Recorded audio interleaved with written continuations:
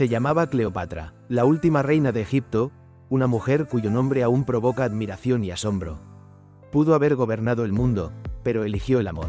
La pasión que surgió entre ella y Marco Antonio no solo sacudió el mundo antiguo, lo transformó.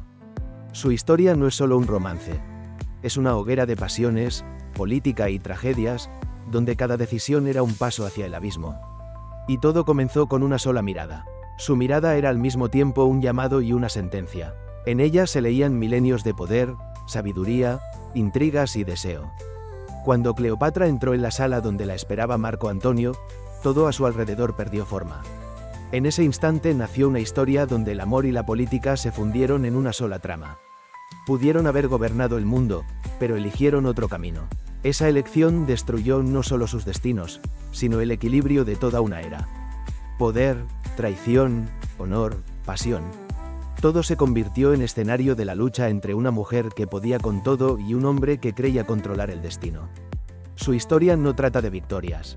Trata del último y desesperado intento por salvar el amor cuando el imperio se desmorona a su alrededor. Tras el asesinato de Julio César, Roma quedó al borde del colapso. La república se fragmentaba. Marco Antonio, uno de los generales más carismáticos y experimentados de César, intentaba conservar el poder, formando una alianza temporal con el joven y ambicioso Octavio, hijo adoptivo del dictador.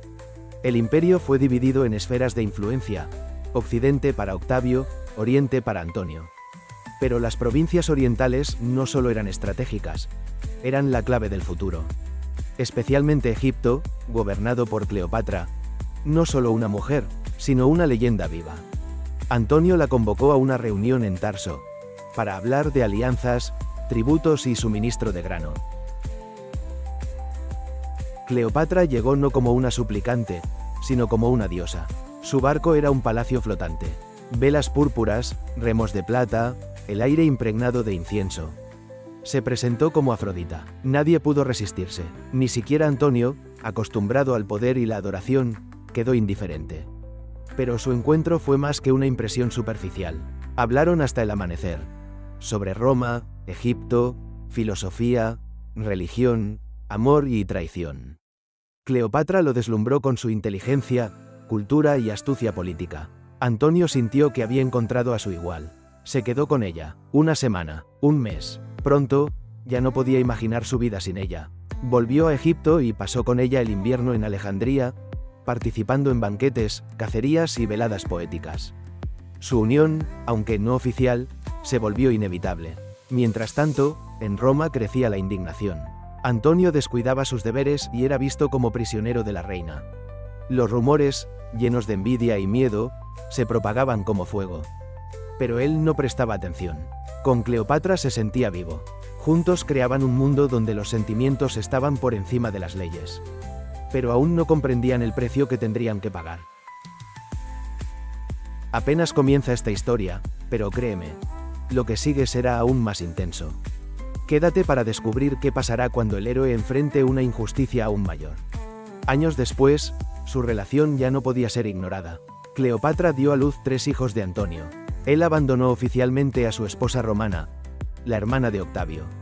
No fue solo un escándalo, fue el inicio del conflicto. Octavio acusó a Antonio de traición y a Cleopatra de querer conquistar Roma desde dentro. Contra todo pronóstico, Antonio no retrocedió. Regresó a Alejandría y proclamó la llamada División del Oriente. Entregó las provincias orientales a sus hijos con Cleopatra. Fue un desafío abierto al Senado y al pueblo romano. Octavio supo aprovechar la situación. Lanzó una campaña propagandística implacable, mostrando a los romanos cómo el gran Antonio se había convertido en esclavo de una mujer egipcia. Estatuas, monedas, poetas, todo servía para destruir su imagen. Octavio no le declaró la guerra a Antonio, sino a Cleopatra, un movimiento astuto para no enemistarse con los soldados del general. Comenzaron los preparativos para la mayor batalla del siglo. Mientras tanto, en Alejandría, Cleopatra y Antonio planeaban su defensa. Reunían flotas, firmaban alianzas, fortificaban murallas y se preparaban para el destino. Pero incluso en esos momentos no renunciaban a vivir juntos. Su palacio vibraba con música, poesía y rituales. Vivían como rey y reina del mundo, sabiendo que el tiempo se acababa. Antonio revisaba las tropas, Cleopatra recibía embajadores.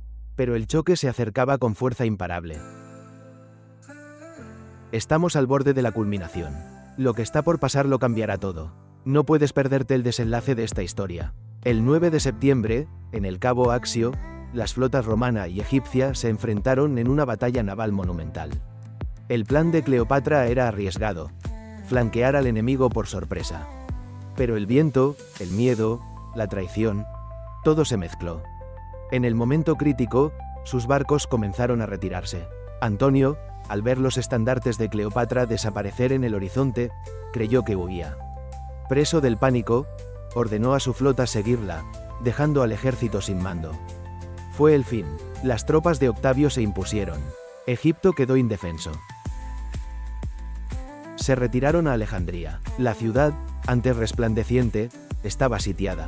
Los rumores de traición se multiplicaban. Los generales de Antonio se pasaban al enemigo. Cleopatra comprendía. No quedaban aliados, ni ayuda externa. Se encerraron en el palacio. Él bebía. Ella escribía a Octavio ofreciéndole rendirse. Pero todo fue en vano. Llegó una noticia falsa. Cleopatra estaba muerta. Antonio, perdido el sentido de su vida, se atravesó con su espada. Cuando lo llevan ante ella, aún vivo, pero moribundo, ella grita. Él muere en sus brazos. A la mañana siguiente, Octavio entra en el palacio. Ordena que Cleopatra sea llevada a Roma como trofeo. Pero ella no es un trofeo. Es una reina. Por última vez contempla el trono, el oro, sus retratos. Y elige. No le dará la victoria a su enemigo. Se despide de sus sirvientes, de sus hijos, de la vida. Se va con dignidad, como vivió, en sus propios términos. Su cuerpo es hallado en el palacio. La leyenda termina, pero la memoria permanece. La historia de Cleopatra y Marco Antonio es un relato sobre la fuerza de los sentimientos capaces de desafiar imperios, sobre la pasión que lo consumió todo. Se eligieron el uno al otro, pese a todo, y así, se volvieron inmortales. Si sentiste esta tragedia como nosotros, suscríbete para no perder otras grandes historias.